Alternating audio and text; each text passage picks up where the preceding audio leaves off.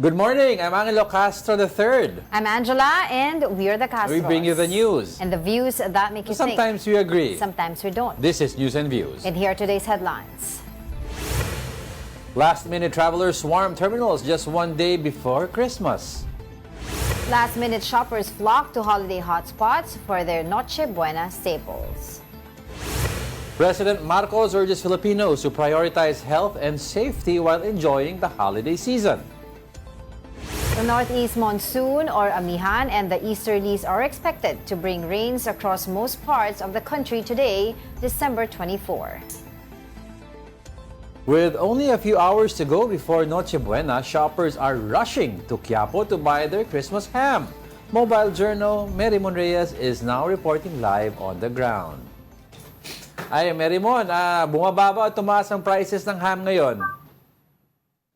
Angelo, magandang umaga sa inyo. So far, kung ano pa rin yung nakasanayan, nakagawian dito ng mga mamimili, ganun pa rin yung price range dito sa Excelente Ham sa Quiapo, Manila. For example, doon sa kanilang Chinese ham, yung isang kilo is 2,000 pesos, ang kalahating kilo 1,000 pesos, and ang 1/4 ng kanilang Chinese ham is 500 pesos.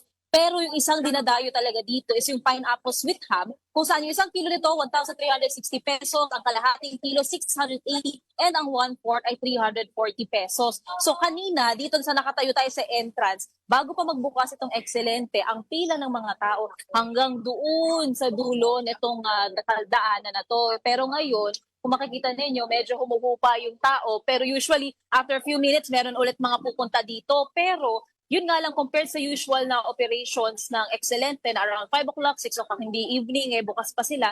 Ngayon, bisperas ng Pasko, maaaring gang hapon lang sila. Kaya para sa mga kapatid natin na may planong humabol pa dito, so far naman, marami pa naman ditong mga hamon. Meron din silang longganisa, may ham sandwich. Meron andito yung mga longganisa, may kastanyas din sila. Ang kalahating kilo, 100 pesos.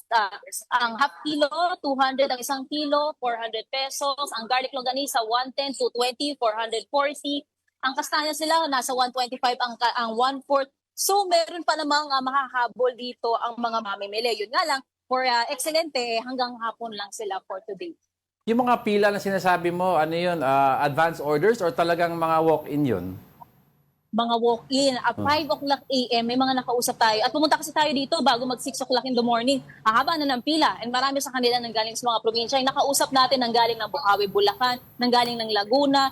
Sa Maynila naman, meron nanggaling pa ng Commonwealth, may nanggaling ng Antipolo. And pumila raw talaga sila dito. Naglaan sila ng oras para lang makapag-secure ng kanilang hamon. For the budget, yung karamihan sa kanila ang sinasabi dahil yung meron silang family tradition na inoobserbahan at ang napaborito nila na hamon is dito sa Excelente. So, yung budget, pinag-iipunan daw talaga nila kaya kahit 1 kilo daw, kung yun talaga yung gusto ng pamilya, pipilahan daw talaga nila at bibilhin nila. Pero ngayon, wala na ditong mga nakapila for walk-in So, mabilis na lang sila makakapasok sa loob mismo dito sa counter. Pero nung nakita natin online, yung mga nag-resell o kaya yung nagdi-distribute din ng Excelente ham, karamihan sa kanila nag-announce na hindi sila makakapagtanggap ng online orders today dahil sa talamak na demands or yung mga backlogs na nila na kailangan ipadala ngayong araw.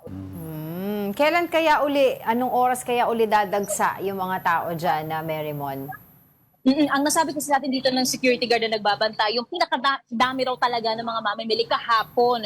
Kasi though wala namang naging promo, wala namang naging discount, pero kahapon daw talaga usually at December 23, 24 kasi ngayon, 23 daw yung madalas kasi marami na raw nagsisiuwian ng kanilang mga probinsya. So yung mga ngayon, eto na lang daw yung mga kurot-kurot na lang, pero tomorrow naman, same din naman yung magiging operating hours nila. Pero for today, medyo mapapaaga lang yung pagsasara ng Excelente. Well, oo nga no, kasi alam naman natin na it has been a holiday staple yung Excelente ham. I was wondering kung baka may patrivia ka dyan, kung kailan ba sila nag-start at bakit ito yung naging holiday staple ng mga Pilipino.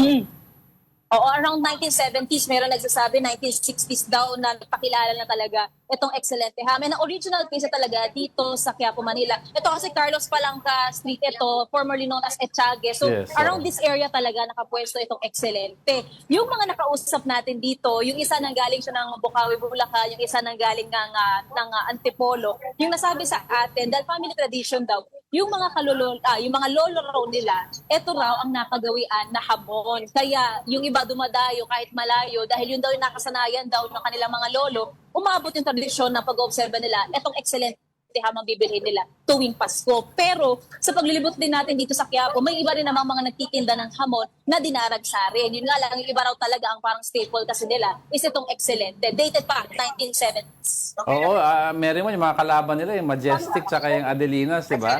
Yes, tama. Tsaka meron pa parang Leona. So, nandito siya within the area. Nandyan din, malapit dyan. Alam ko yun eh. Nandito lang siya sa paligid din ng Quiapo. Kaya marami mapagpipilian pa yung mga mamimili. And bukod dito sa hamon, yung iba, ang staples pa na hinahabol nila, eto, kesong puti, yan, keso de bola, meron din tikoy. And yung iba rin sa mga nakausap natin, iniisa-isa na rin nila yung mga bilog na prutas para naman sa bagong taon. May mga nakita na tayo, mga peras, orange, yung mga mansanas. Yung iba sa kanila mga tumpok, 100 pesos. So same pa rin naman yun doon sa nakasanayan natin sa mga namamalengke dyan. Pero usually kapag papalapit na ang bagong taon o ang bisperas ng bagong taon, tumataas ang presyo ng prutas.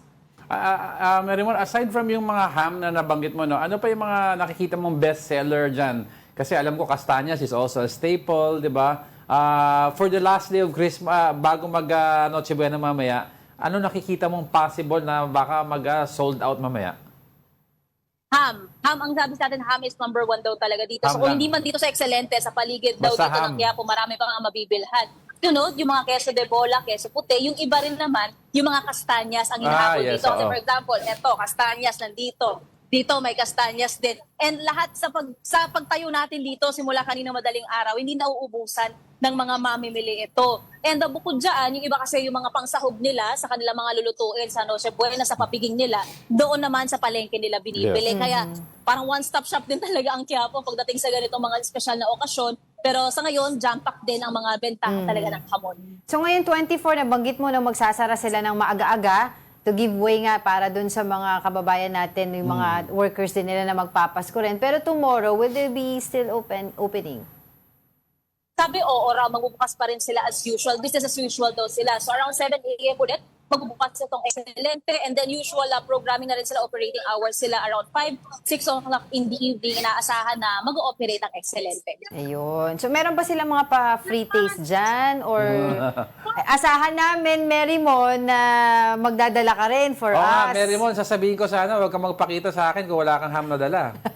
Free pa amoy siguro meron kasi hanggang dito sa labas mismo, langhap na langhap ko na eh. Pero may pinakamura rin sila dito na binibenta rin yung kanilang ham sandwich, 150 Ayun, pesos. yung pandesal ba? Yung Siguro, pandesal? Yung may pandesal? Ay, teka, nawala na yung naka-display dito eh. Pero sandwich siya eh. Yun yung isa sa pinakamabenta rin para din daw doon sa mga may hinahabol din na budget. Yung sinasabi nilang parang scrap na ham tapos nakaano sa pandesal, Yes, meron diba? pang scrap. Yes, meron pa. Ganun din siya. Yung kilo, nakita natin around 1,000 pesos. So yung mga kalahating kilo, around 500, 600. And then yung mga 1/4, around 300, 400 pesos. So yun pa rin yung usual pricing dito sa Excelente. Ano yan? Sino yung pinakamatandang nagtitinda dyan sa Excelente? Meron ba yung original? Oo. Well, ang nakita kasi natin dito yung owner ng Excelente pero hindi kasi nagpapaunlak ng interview. So karamihan dito sa mga staff na nakita din natin, puro kabataan. Pero may mga ilan din tayo nakita medyo young at heart na nasabi rin sa atin, mukhang sila rin matagal Excuse din me daw daw, na Mary nagtatrabaho na Mon. dito. Makikidaan daw yung nasa likod mo. Ay. Ayun po. ano ba yan? Wala pang lunch gutom na ako dito. Alright, sige. Sige. Thank you very much, Mobile Journal Mary Mon Reyes. And don't forget our ham mula sa Quiapo, Manila. Now, customers are flocking to La Loma to buy lechon, one of the main delicacies during Christmas. Saba ang La Loma, Angel? Quezon City. Okay. And for the latest, we have mobile journalist Evan Tarinque reporting on the ground. Evan, baka nakakailang tikim ka na ng lechon dyan, Diego, Angela, simula kaninang umaga nga, tuloy-tuloy na yung pagdagsa at pagpunta ng mga customers dito nga sa La Loma para nga bumili yung isa sa pinaka-staple ng pagkain tuwing Noche Buena, yung lechon. Actually, sa likuran ko, ikot natin, pakita natin yung current situation. Ito makikita natin, talagang makikita natin, hile-hilera yung mga lechon na naka-display ngayon at bibilihin maya-maya ito. Nakikita natin, sunod-sunod nga yung pagbabalot nila ng mga lechon na in-order. No? Karamihan ng order ngayong umaga via online or tawag. No? Dahil ina-expect kasi nila na pagdating pa ng hapon talagang pipila yung mga tao dahil nga mas fresh at mas crispy daw yung lechon pagdating ng hapon at saktong-sakto, swak na swak pagdating ng Noche Buena. Pero so far, according to sa mga nakausap nating seller dito sa La Loma, ready naman daw yung kanilang supply ng lechon hanggang mamayang gabi. No? Yung isang tindahan nga nito, more than 100 na lechon yung kanilang iniready nga para nga sa inaasahan na pagdaksa ng customers ngayong araw. Pero aside from that, they make sure naman na yung standard ng kanilang lechon talagang fresh at crispy. Lalo na kasi yung hinahanap ng mga Pilipino, yung crispiness ng balat ng lechon. Diego, Angela. Evan, ang tanong dyan ng marami, magkano ba ang average price ng isang lechon? Na hindi yung dileche, yung regular muna tayo. Yes. Diego, no, yung average price, yung 6 to 7 kilos na lechon is nasa around 11,500 pataas. No? So iba-iba yung presyo per tindahan. Pero naging factor daw kasi dyan, kaya tumaas yung presyo ng lechon, wala na slaughterhouse dito mismo sa La Loma. No? So kinakailangan na siya, yung mga baboy, kailangan na i-slaughter sa isang slaughterhouse at saka dadalhin dito sa La Loma. So tumaas daw yung costing nila dahil doon. Plus meron ding entry fee na 20 pesos per head. No? So nakadagdag din yan doon sa costing ng mga tindahan dito. Kaya naman, at medyo tumaas yung presyo ng lechon ngayon. Diego. So, hindi lang pala yung lechon mismo nakaka-blood, no? Pati yung presyo. Oo. Pero Evan, I remember kasi a few weeks ago, nagkaroon ng ASF scare, no? And there are a lot of, or some stores dyan sa La Loma ay nagsara dahil nga doon. Pero ngayon ba, kamusta na yon? Lahat ba ng mga nagsara noon ay bukas na ngayon o meron pa rin mga nakasara dahil sa ASF? Alam, Angela, isa nga yan doon sa barang nakita nila kung bakit humina or kumonte yung customers ngayon sa La Loma, no, dahil nga doon sa ASF. Pero so far, ngayon, nakita naman natin, ikot natin, bukas na yung mga tindahan, kahit na yung mga tindahan sa aking likuran, bukas na rin. At para mas-sure natin na ASF-free na yung mga baboy dito, bakit di natin tikman yung ilang mga lechon dito? No, naka-ready na ako. Evan, no, so, Evan, medyo nakakaasar ka ata Meron ka dyan, kami wala. Almusal na almusal, lechon ng kakainin. Sige, tingnan natin kung may tunog. Tikman natin ng konti. Ito isang price ng ito yung isang piece ng lechon. Ano ba yung crunchiness? Evan, kagatin mo yung balat. Pakinggan natin kung may crack. Yung balat, tingnan natin kung may tunog. Medyo malaki yung piece. Okay lang yan, kaya mo yan.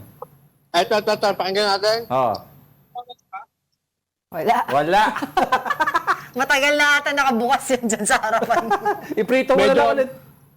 Medyo kulang lang ng torching pero crispy pa rin naman siya at yung lasa na talaga. Yung lasa, di ba? Ano ba yung mga may mga may flavors ba yan? Oo, meron ba silang mga ino-offer ngayon na different from the usual flavor ng lechon? Kasi usual is tanglad Siyempre, yun talaga yung the usual na timpla ng lechon. Pero siyempre, naglalaban kasi yan doon sa isa pang factor ng lechon, yung sauce nito. So, nagbabago yung lasa ng lechon based on the sauce kung saan nga dinidip yung lechon. Pero not necessarily naman mga lechon kailangan ng sauce dahil karamihan naman ng lechon na kinakain natin, lalo na yung medyo fatty, no? Yung talaga yung masarap kainin at talagang juicing nguyain, especially pag hinanda na ngayong Noche Buena. Ay, Evan pala, matanong nga pala, no, kung hindi mo ma-afford yung isang buong lechon, meron ba silang mga option na yung naka-chop na pwede mo bilhin?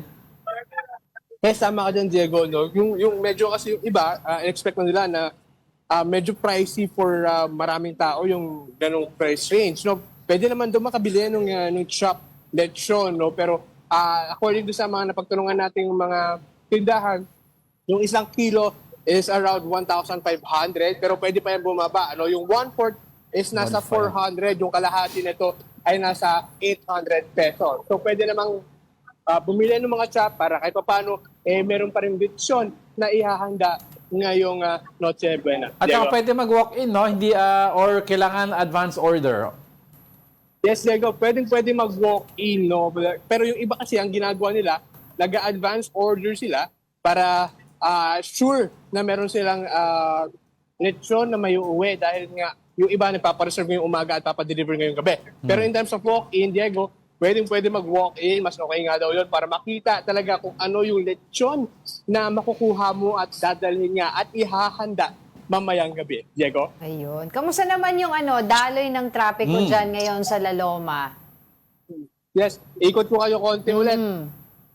Dito sa may Cavite Street, sa may NS Moranto, banda ako. Nakita natin, maluwag naman yung traffic situation dito, no?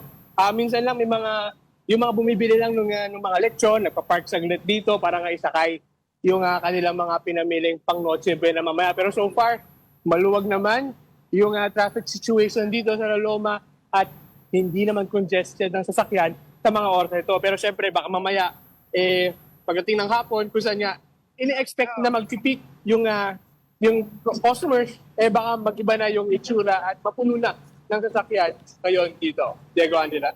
O nga pala, Evan, no, buti may nag-point out nito na yung mga naka-display na lechon na nakita natin kanina sa labas, yung bang ibibenta o display lang yan? Kasi, of course, may pollution from the cars. Nausukan. Oo, mausukan yung lechon. Baka iba na flavor niyan.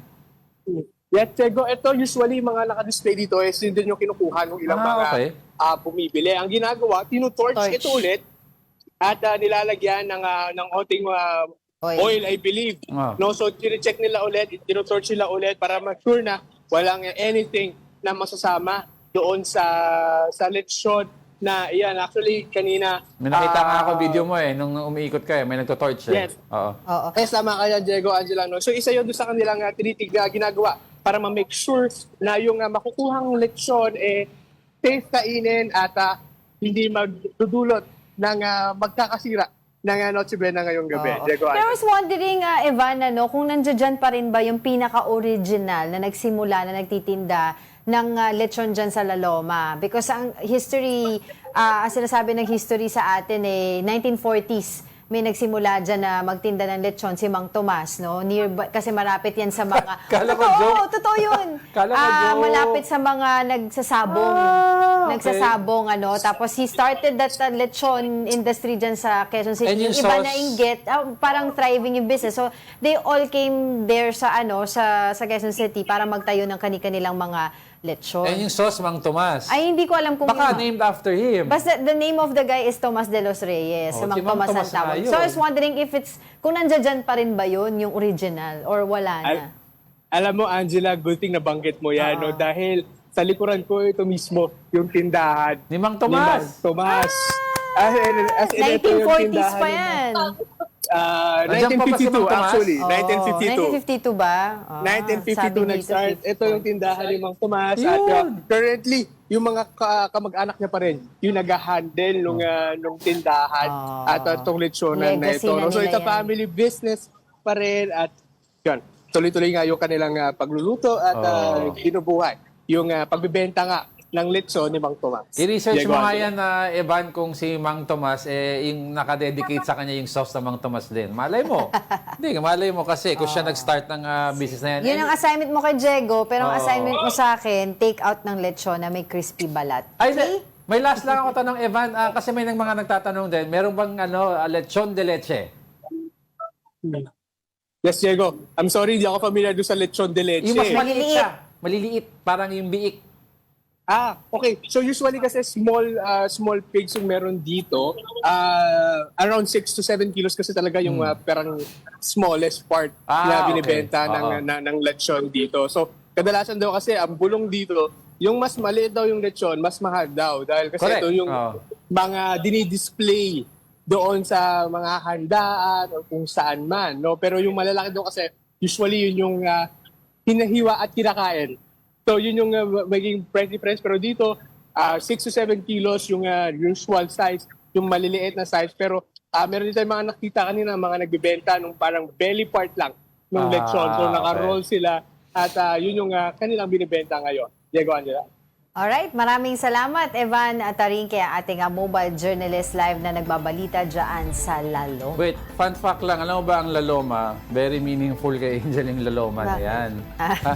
Kasi I remember, mabilis lang to One time kasi natulog yan, nagmamaneho ako, pagising niya. Sabi niya, saan tayo? Sabi ko, laloma, nagpanik. Takot na takot, galit na galit. Ba't daw kami umabot sa laloma? Akala ko pala malayo. niya, ang laloma ang dating parang Pampanga o Baguio na ang layo. All her life. Dati, bata pa ako nun. Hindi ka bata noon, nasa 20 ka na noon. Wala na. Wala pa. Ba't tayo sa laloma? Ang Okay. layo na nito. Yung kala niya probinsya, Quezon City lang pala yan, Ning. Oo nga. Oo nga. Okay. Ito naman, ito. Public markets are also seeing a surge of last-minute shoppers completing their Noche Buena staples. Let's get updates from Pasig Public Market with Mobile Journal, Jas Paredes. Diego, Angela, nandito nga tayo ngayon sa Pasig Public Market. Kung nakikita natin, no, sa aking likuran ay talaga namang patuloy yung pagdagsa ng mga tao dito. At pakita ko sa inyo saglit yung sitwasyon dito sa aking likuran. Dito kasi sa aking likuran, ito yung mga bilihan ng mga prutas, no? Habang dito naman, sa kabilang side, ito naman yung vegetable section. At ayan nga, meron tayong mga mamimili ngayon dito na dumadating. May mga nakausap tayo kanina no, doon sa meat section. Medyo mas marami at mas siksikan talaga doon. Dahil ang mga namimili, ang usual kasi nila na mga hinahanap doon, Diego, Angela, ay yung mga mga giniling dahil nga ang sikat kasi na handa nga tuwing Pasko ay yung spaghetti. So sa mga nagtanong tayo doon sa meat section, ang mga una daw talagang nauubos ay yung kanilang giniling at pati na rin yung liempo pangluto sa kanilang mga crispy pata. And doon nagtanong-tanong din tayo, ano ba yung mga usual na cuts na hinahanap? Ito yung mga pangkaldereta, panghamonado. And syempre, ayon din dun sa mga tindero, no, simula kaninang gabi pa raw sila, kagabi pa raw sila bukas, mula 10 p.m., magdamag daw silang open hanggang ngayong umaga dahil hinahapit nga nila minsan lang daw ito na holiday season, talagang sobrang daming taong dumadating. And kumpara daw kagabi, mas marami daw talaga yung mga dumadating ngayong umaga para mag last minute shopping. Siyempre, mamaya na yung Noche Buena, kaya naman para lang makumpleto yung mga pangrekado ay yung iba, pinipilit na rin talagang makipagsiksikan dito sa Pasig Public Market. Jas, yung presyo ba ng mga binanggit mo mga staple meat, ibabagsak nila pag malapit na sila magsara? Actually, Diego, no, natanong natin yan kanina, iba-iba sila nang naging kasagutan dyan. Pero yung kalakamihan sa mga sumagot sa kanila ay parehas pa rin daw yung kanilang magiging presyo dahil ito na daw yung kanila talagang susundin simula ngayon hanggang mamaya. And yung iba daw sa kanila talagang nag-uubos na lang ng paninda. Yung iba ngang nakausap natin, alas 9 pa lang ng umaga ay magsasarado na. At meron naman mamayang 12 p.m., magsasarado na rin. Inaantay lang daw talaga nila na ma-sold out yung kanilang mga paninda, Diego. Mhm. Well, kamusta naman yung lagay ng trafiko dyan sa area ng Pasig? Ito siya, ito. Libot ko kayo saglit, Angela, no? Ito sa aking likuran, ito kasi yung Caruncho Avenue. Kanina nung papunta tayo dito, no, medyo tumagal yung pagpasok dito sa loob ng Pasig Public Market dahil nga sa dami ng dumadating ay siksikan yung tao, tapos dagsaring yung mga jeep. Ang main transportation kasi dito talaga para makapasok sa loob ay kung hindi man tricycle, ay jeep talaga. At kung makikita natin, ikot ko lang saglit yung ating camera. So bahaging ito ng kalsada talaga ay usually nagta-traffic dahil nga may mga tumatawid din ng mga mamimili and syempre may mga bumababa. Yung iba, hindi na kayang antayin pa yung pagpasok ng jeep kaya naglalakad na lang talaga papasok dahil sa sobrang traffic. And syempre, paulit-ulit din na paalala din talaga ng pulisya dito, Diego and Angela, no, na ingatan talaga yung mga gamit dahil aminado sila na meron na daw mga ilang naitalang kaso and nag-report sa kanila ng mga nadukutan, ng mga gamit. Kaya paulit-ulit nilang paalala dito na ingatan daw yung mga gamit hanggat maaari, itago yung mga cellphone, ilagay sa mga bag, and syempre, yung mga yung pera, yung wallet, talagang itabi dahil holiday season, di talaga may iwasan na uso or Nawawala yung signal. Napuputol ang Napuputol ating signal ni mobile Jazz. journal si Jas Paredes na live na nag-uulat ngayon dyan sa Pasig, kung saan nga sinasabi niya marami ngayon ang mga kababayan natin ang nandoon Yeah. sa market sa Pasig City para Business as usual. Oo, yung magsagawa ng kanilang mga last minute shopping para sa Noche Buena nila because Christmas Eve nga, mamaya, di ba? Noche Buena na, kaya lahat ng mga areas ngayon ay Ayun. titignan natin kung ano yung mga kaganapan. At tignan natin ulit si Jazz. Okay, Yan. you were saying? You're saying, Jazz? Go, Angela. Medyo mahina lang yung ating signal dito, no? Pero, ayan, hanggat maayos yung ating signal, ibahagi ko na rin yung ilan sa mga presyo ng mga napagtanungan natin, ng mga usual na binibili ng mga mamimili dito. Meron tayo dito, pinakamabili, yung liempo, napagtanungan natin, nasa 400 per kilo. Ito daw yung mga unang naubos, ano, sa mga karamihan ng mga pinagtanungan natin ng mga nagtitinda. At sumunod naman sa bestseller o mga mabilis na ubos ay yung kanilang giniling na nagkakahalaga 200 pesos per kilo. At meron ding mga baka na 1 kilo ay 450 pesos. And kapag daw yung may buto, 380 pesos daw yung benta nila. At usually daw ang mga binibili talaga ngayon sa baka ay yung mga malalambot, yung pang steak, yung mga sirloin, yon, yung mga usual daw talaga na binibili na parte ng baka. For now naman, sa baboy, hindi pa daw masyadong mabili yung ulo talaga ng baboy. Ay naasahan daw nila na bandang bagong taon pa yan, maraming bibili. And of course, meron din tayo yung mga pangsahog. Dito kasi meron tayong options. Merong mga gayat na and meron yung mga per balot. Kanina nagtanong-tanong tayo, merong mga carrots and patatas na kabalot na siya sa isang plastic na 30 pesos. Parang 4 pieces na naka-chop na. Tapos kapag naman yung mga gayat na ay 200 pesos per kilo. Yung iba, ito na lang yung binibili as an alternative. Siyempre, bukod sa mas mura, ay nakagayat na yung kanilang ipangsasahog. So, less hassle na rin and less ubos oras na rin mamaya sa paghahanda. And syempre, yung mga usual natin na mga sahog pang spaghetti, mga tomato sauce, 45 pesos. And yung kailangan sa mantika, 90 pesos per litro. And of course, yung dessert, hindi mawawala yan. Ang mabenta daw talaga ngayon ay yung Graham. Nung nagtanong tayo kanina, yung isang pack daw nung mismong biscuit niya is 50 pesos. Yung fruit cocktail, pinakamaliit, 95 pesos. Habang yung cream naman is 75 pesos. And nag-ikot-ikot din tayo, syempre yung hotdog, mawawala ba naman yan sa spaghetti? So nagtanong tayo, ang isang peraso daw ay 8 pesos. Kapag naman bibili siya ng pack, 190 pesos na siya. Meron tayong 30 pieces na regular and meron din namang per kilo. And of course, yung loaf bread, 50 pesos. So, marami-rami dito pwede rin bumili ng spaghetti na nakapack na 110 pesos, which is worth 700 grams siya. Marami namang options dito, Diego and Angela, for alternatives gaya ng mga nakabalot, nakagayat, or yung mga pack na kagaya ng spaghetti. Pero yung ilan sa mga mamimilingan na tinanong natin talagang umaaray din kasi medyo mas tumaas nga daw yung presyo kumpara noon. And tinanong din natin sila, tungkol dun sa 500 pesos na pang Noche Buena, tinanong natin yung kanilang mga budget. Syempre, may natanong tayo kanina, family of 8, ang kanila daw budget na pinagkakasya is 2,500 pesos para yun sa 4 na putahe, which is caldereta, hamonado, Shanghai, and dessert na yung sala, 2,500 pesos for 8 people.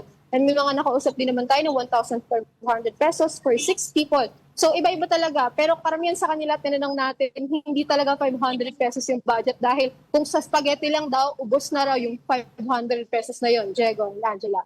Okay, hanggang anong oras bukas ang Pasig Public Market?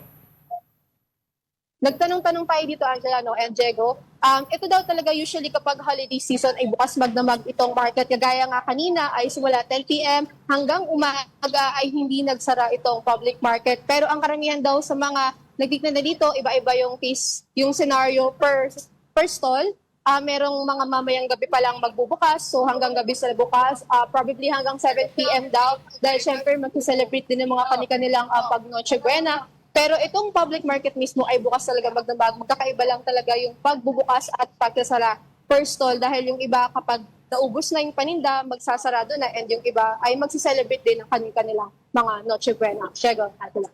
Alright, maraming salamat sa iyong Oras Mobile Journal. Jazz Paredes reporting live from Pasig Public Market.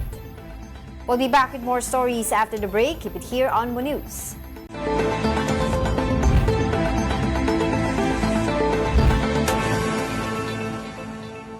Good morning. You're still watching News and Views here on One News. Toxicology results detected antidepressant medication in the remains of former DPWH Undersecretary Catalina Cabral. Here's the report.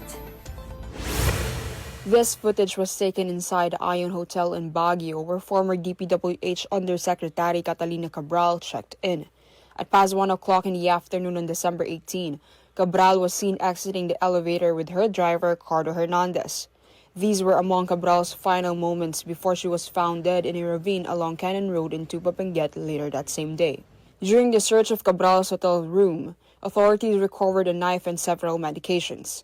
These items are still under investigation. At present, the Department of Public Works and Highways has turned over Cabral's computer and documents to the Office of the Ombudsman in compliance with a subpoena. The PNP is now seeking access to Cabral's cell phone to determine who she last communicated with.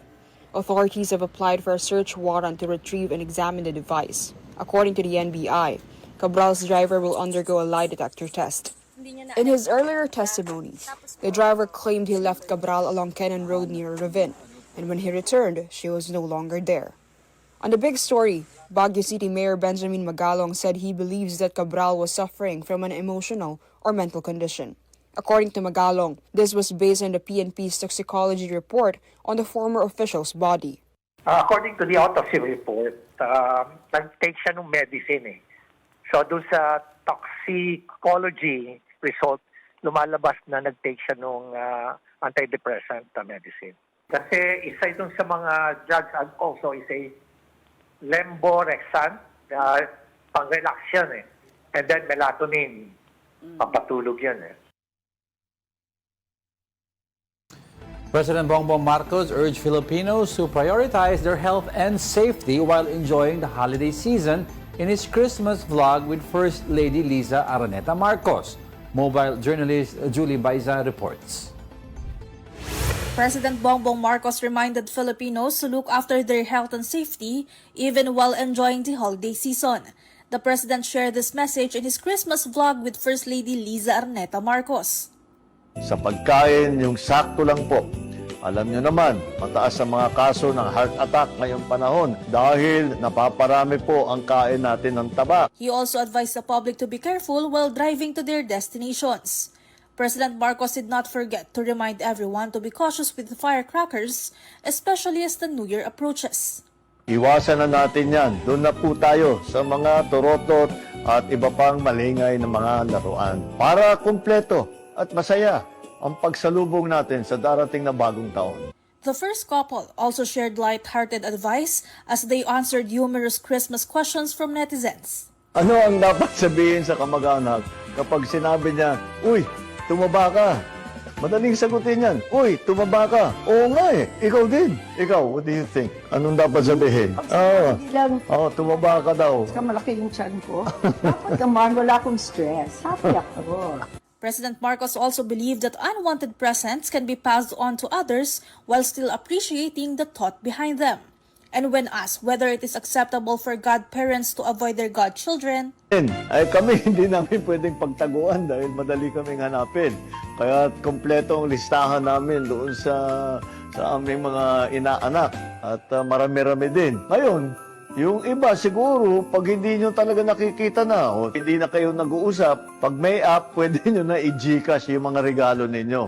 Ngayon, mas madali na. Kapatid Mobile Journal Julie Baiza, We're One News. The Senate has rejected Christmas furlough requests from detainees linked to the flood control scandal. Meanwhile, authorities have uncovered an alleged plan by former Congressman Zaldico to build a 5-story basement in his Forbes Park residence. Here's the report. Senate detainees linked to the flood control scandal will not be granted a Christmas break. That's after the upper chamber denied holiday furlough requests from contractor Curly Descaya and former DPWH engineers Bryce Hernandez, JP Mendoza, and Henry Alcantara. Senate President pro tempore Ping Lacson, who also chairs the Senate Blue Ribbon Committee, said he recommended denying the requests due to security concerns. He also cited statements that arrest warrants could be issued before Christmas, noting that the risk of escape increases under such circumstances. Meanwhile, DILG Secretary John Vic Remulla revealed that authorities have uncovered an alleged plan by former Congressman Zaldico to construct a 5-story basement as part of his residence in Forbes Park. Remulla said the information was obtained from cause applications submitted to the Forbes Park Village Association and the Makati City government. He emphasized that a 5-level basement for a residential property is highly unusual and raises serious concerns. Remulla added that such a structure may have been deliberately designed to store large amounts of cash. No one constructs a 5-story basement. for a house, di ba? Kahit gano'n kalaki yung bahay mo. So, the only rational use of a 5-story basement is either a parking garage or for the storage of money. Because it's very difficult to live in a basement. Yan, basement. Ang tingin nga nila dito, tulad ng sabi ni Sec, possibly a vault for money. Isipin mo, if that's a vault for money, 5 stories. There are also talks about that yung sa basement din nung kay kay former Yusek Cabral. And going back to her nung sa report kanina regarding the toxicology report yesterday, nagkaroon din ng statement si Secretary Rimulya, John Vic Rimulya, confirming na yung fingerprints match nga the fingerprints of So it's her Yusek talaga. Cabral. Although yung face hindi mo daw ma-recognize kasi it's Basag totally na. different from, aside from that, totally different also dahil because of some surgeries done. Yeah. Okay. Alright, rains are possible in several areas on Christmas Day due to various weather systems. Joining us now is Pag-asa weather specialist Lian Loreto. Lian? Hello, Merry Christmas po, Ma'am Angela and Sir Diego, sa lahat po ng ating mga tigus-baybay. Sa ngayon nga po, tama po, ay meron po tayong dalawang weather systems na maaari pong magdala ng mga pag-ulan sa ating bansa ngayon at bukas sa Christmas season. At ito nga po ang amihan na nakaka-apekto sa may northern and central Luzon at yung easterlies naman nakaka-apekto sa nalalabing bahagi ng ating bansa. So yung amihan po, posible po magdala ng makulimlim na panahon at may mga pag-ambon sa may Cagayan, Isabela at Aurora, at yung easterlies naman po, posible din po magdala ng maulap na panahon at may kalat-kalat na mga pag-ulan, pagkulog at pagkidlat sa may Bicol region at sa may Quezon. At sa nalalabing bahagi naman po ng northern and central Luzon, asahan naman po natin bagyang maulap hanggang sa maulap lamang yung ating panahon na may mga pag-ambon dahil sa amihan at sa Metro Manila at nalalabing bahagi naman ng ating bansa. Asahan naman po natin, generally maaliwalas yung ating panahon. May mga thunderstorms lamang tayo na posibleng mabuo pagsapit po ng hapon hanggang sa gabi. And sa ngayon nga po, sa nakikita natin, wala naman po tayong bagong sama ng panahon o bagyo na inaasahan hanggang matapos ang ating taon. So, 0 na po yan. At ang inaasahan naman po natin, bali 8 bagyo naman po yung inaasahan natin by the first half of 2026. So, as for the sea conditions naman po, wala naman po tayong nakataas na gale warning sa anumang baybaying dagat ng ating bansa. Yun, so diyan, klaruhin ko lang, for the rest of the year, is there a small chance na may 1 o 2 bagyo pumasok? Sa ngayon, wala na po tayong inaasahan. Okay. Alright, and yung si Amihan, is it strengthening today? Kasi parang ang lamig na every night. Yes po, tama po, no? So, ating inaasahan yung amihan. Actually, sa ngayon, medyo mahina pa ito. Ngunit sa susunod na mga araw, bubukso ulit or magkakaroon po tayo ng surge. So, ang expected nga po natin, mas lalakas pa itong amihan sa susunod na mga araw and posible nga po by January ay makakaranas tayo nung mga pinakamalalakas or yung pinaka-peak po nung amihan. Well, as far as I can remember, Lian, this is unusual. Kumbaga na ganitong panahon natin, Pasko, nag-uulan at makulimlim ang panahon. I was wondering, ano yung maaaring factors that we could consider kung bakit may change of weather ngayon? Well, sa ngayon, no, actually, yung mga pag-ulan natin ay kakaunti lamang, which is still within normal range naman po, no, yung mga pag-ulan natin. And yung mga nagdadala nga po ng mga pag-ulan, itong amihan, and ito pong easterly. So, actually, within normal pa naman po yung ating nagiging weather scenario sa ngayon. And quickly lang, before we let you go, so generally within the metro, fair ang weather today and then up to tomorrow? Yes po, tama po. Alright. Merry Christmas, Lian. Merry Christmas po sa ating lahat. Okay, maraming salamat, Pag-asa Weather Specialist Lian Loreto. Don't go away because we're not done yet. Stay with us.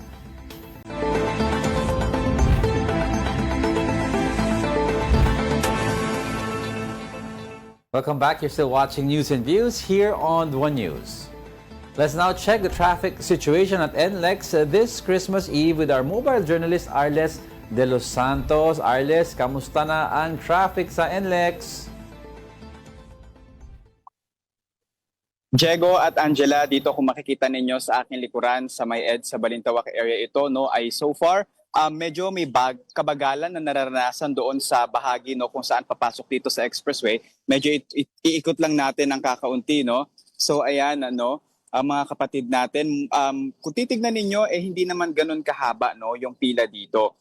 Mula pagdating natin mga ilang minuto na rin, ganyan lang yung pinakahaba niyan, and then papunta doon sa ating mga toll area, no, kung saan pwede ring magbayad na sila. Pero dito, Diego, sa bahagi na ito sa ating customer service center, meron pa rin tayong mga kapatid na ngayon pa lamang nag-a-avail ng kanilang mga RFID. Ito ngayon paraan para mas maging seamless ang kanilang pagdaan dito sa NLEX, no. But so far ay banayad naman yung daloy ng trapiko at hindi rin nahihirapan yung ilan sa ating mga kapatid na nais ngang pumunta sa mga probinsya natin sa norte, no, just in time for the holiday season. May mga nakausap tayo kanina, ayon sa kanila, pinili raw nila na 24 ng umaga, no, pumunta or umuwi kesa kahapon dahil ina-expect na daw talaga nila yung bumper-to-bumper na traffic. At bukod pa dyan, ngayong araw daw, kung umaga sila aalis, sasakto lamang daw sila na makakarating ng mga gabi o bago mag-Noche Buena nga sa kanilang mga pamilya.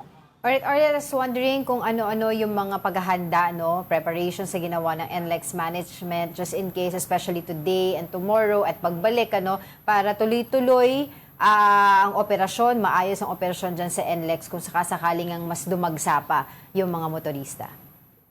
Kagaya naman ng palagi dito, Angela, meron pa rin silang mga staff, no, na nakapalibot dito sa iba't ibang mga Bay Area para magresponde kung meron mang mga maflatan o meron mang ibang mga emergency na kailangan tugunan. And bukod pa dyan, sinisiguro nila, no, na walang mga unnecessary stops na gagawin yung mga kapatid natin na motorista dito para nga dire-diretso lang yung daloy ng trapiko. Nakita rin natin kanina na naglagay ng ilang mga cones, no, sa ilang mga bahagi nito para nga masiguro din na hindi sumagad, no, pati yung overtaking, Angela, syempre concerned din yan dito. But so far, smooth naman ang daloy ng trapiko dito at wala pang untoward incident na nauulat sa oras na ito. Okay. Alright, marami pa rin bang mga sasakyan dyan ang hindi pa rin nakakapag-load ng kanilang auto sweep at doon pa rin sila sa may parang nagbabayad pa rin na teller? Yes, Angela, dito sa may likod natin na ito, itong area na to, meron pa rin tayo dyan mga nakikita na nagbabayad manually, no? Yung iba, dire-diretso lang. So I think that's the reason kung bakit naiipon din yung mga sasakyan dito. But so far, hindi naman mahaba kasi pagka dito sa kabilang bahagi nito naman, free-flowing naman yung mga sasakyan, no? So walang ipon pa rito so far. Doon sa may payment area lamang naiipon yung mga sasakyan. So that's probably the one thing, no, or cost nito rather, is yung mga manual nga na payment ng ating mga kapatid na wala pa ring auto sweep. Alright. Arles, before we let you go, quickly lang, no, ano oras magsisimula ang libreng biyahe dyan ulit? Kasi, di ba, may free sila? If we're not mistaken, Diego, magsisimula yan ng 12 mismo, mamaya midnight. But we have to check para lang sure tayo sa oras, no? And then magpapatuloy hanggang 25 para sa mga kapatid nating uuwi ng mga probinsya sa norte. Alright, thank you for that. Mobile journalist Arles de los Santos for your report. Now, ahead Noche Buena, bus terminals are still bustling with commuters bound for the provinces. Let's check the situation at the Parañaque Integrated Terminal Exchange with Mobile Journal, Francis Rivera. Francis, kamusta na ang sitwasyon dyan?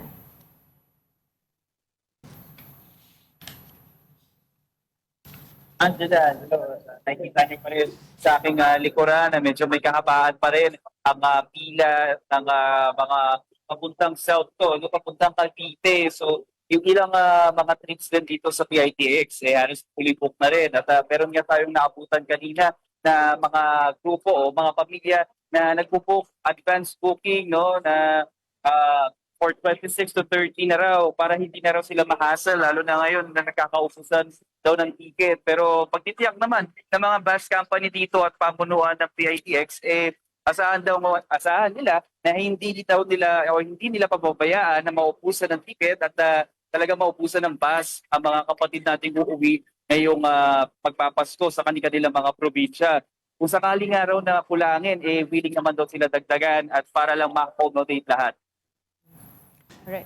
So, Francis, 24/7, klaruhin ko lang yung operations ngayon ng PITX for today and tomorrow, tuloy-tuloy lang.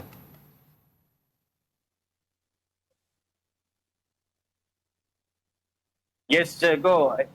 24 hours at talagang tuloy-tuloy ang kanilang serbisyo para sa ating mga kapatid na uuwi ngayong magpapasko. At yung ilan nga ang mga pasahero na nakausap natin, talagang sa biyahe na sila magpapasko, no? Lalo-lalo na doon sa mga pabiyahe papuntang Bicol, Visayas region at sa papuntang Mindanao region. Alright, maraming salamat sa iyong oras, Mobile Journal, Francis Rivera. Now we can now go to Cubao to check the Christmas Eve situation at the bus terminals. Joining us is our mobile journalist, Amy Atienza. Amy, madami pa bang pasahero ang humahabol? Yes, good morning Angela Diego. Dito sa May Cubao naman, patuloy pa rin naman ang pagdating ng ilang mga pasahero. Pero natanong natin at based din sa naging observation natin sa mga nakaraang araw, mas kaunti na nga yung mga pasahero na dumadating ngayong araw. Halos lahat naman na nakausap natin dito ay nakaschedule talaga for today yung kanilang mga biyahe pauwi sa kanilang mga probinsya. Pero bukod pa dyan, may ilan pa rin tayong nakita mga chance passenger na umaasa nga na sana ay ngayong araw sila makakauwi. Ang ilan sa mga yan ay nakapag-book ng kanilang trip for tomorrow or for the 26th. Pero yun nga, so far naman ay okay naman daw nagiging operasyon dito sa May Cubao. Wala daw nakakancel na trip. Though may slight na delays sa mga pagbiyahe, pero yung mga chance passenger din ay nabibigyan din ng pagkakataon na makauwi nga sa kanilang mga probinsya. Lalo na kapag may dumadating daw ng mga extra bus sa iba't ibang bus terminal dito. Angela, Jaco? So binabanggit mo, Amy, kasi chance passenger, ibig sabihin sold out na totally ang several trips dyan? Actually, Diego, nung isang araw pa lang, fully booked na yung mga trip pa norte hanggang 26. And ngayon, kanina, tinanong natin ito mismo nga particular bus company na ito. Ang sabi naman nila, fully booked na daw ang kanilang biyahe papunta ng Sorsogon, ng Bicol, pati ng Laguna hanggang January 4. So mahirap na rin din talaga kung mag-walk-in pa dito. Pero minimake sure naman nila na once na may maging available din, na-access naman yan sa kanilang mga online websites. Wait, may possibility mga chance passenger ay mag-Noche Buena dyan or pwede silang umuwi at abisuhin na lang through a call or a text or an email? Malaki yung chance, Diego, na yung mga nandito ngayon, dahil ito yung mga biyaheng tulad dito, biyahe siyang Legazpi, Albay, umaabot daw kasi ng 2 days. Depende pa rin yan sa takbo daw ng barko na sasakyan. So, yung Noche Buena nila, maging yung Pasko nila ay masuspend na talaga sa bus. Ayun din yung nagiging sitwasyon, kapag papunta ng Sorsogon, pati na rin ng iba pang mga probinsya na kinakailangan ngang isakay mismo ng mga roro, ng mga, at dadaan pa ng mga water areas. So, yun yung magiging situation nila. Unfortunate, pero ang mahalaga daw, para din dun sa ilang mga pasahero dito na natanong natin, ay makauwi daw sila ng kanilang probinsya during the holidays. So, meron pa rin naman daw silang New Year para mag-spend time with the family. Okay, lastly, Amy, napapansin ko medyo kalmado ngayong mga oras na to ang terminal na yan. Can you walk us through with what's happening there right now? Okay, so ikot ka lang muna kayo dito. So nandito tayo sa may Aurora Boulevard. Kung mapapansin nyo din naman yung traffic, hindi ganun kabigat, hindi katulad nung nangyari din kahapon. Nadagsa talaga yung tao dun sa mga bus terminal. At dito naman sa mismong area, ay kung makikita natin, wala pa naman masyadong tao at may ilan ng mga pasahero nga dito na naghihintay na lang nung kanilang mga scheduled trip. So dito mismo sa area, meron naman silang waiting shed para nga mapagpatuloy yung paghihintay. And so far kasi, ang nangyayari din dito ay dahil nga nakaschedule na yung trip nila, ay naghihintay na lang talaga sila ng mga schedule ng kanilang trip. Wala na dito masyadong chance passenger na hinihintay. At dito naman sa mga bus, ayan, patuloy naman yung nagiging inspection din para nga doon sa mga gamit. At yun nga, patuloy na paalala kasi ang malaking nagiging issue din dito sa mga bus terminal ay may naiiwan daw ng mga gamit. So nagdidikit na sila ng mga sticker dun sa mga gamit para ma-make sure na maibibigay nila sa tamang tao din yung mga gamit na pinapalagay nila dun sa mga box dito sa ilalim ng mga bus. Angela, Jaco. Marami na rin pala yung mga nag-aantay ng kanilang biyahe today. Oo, puno pa rin. Last minute habol yan eh. Alright, thank you, mobile journalist Amy Atienza for the report. Now, it may be a tropical Christmas, but one family in Quezon City is making it feel like winter as their snow-filled holiday display turns heads. Mobile Journal, Ray Vicente has the details.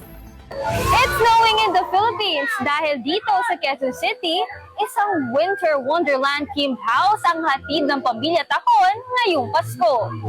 There's no need to fly to another country to experience a snowy Christmas. At Don Jose Heights in Quezon City, the Hon family offers artificial snow and colorful Christmas lights for everyone.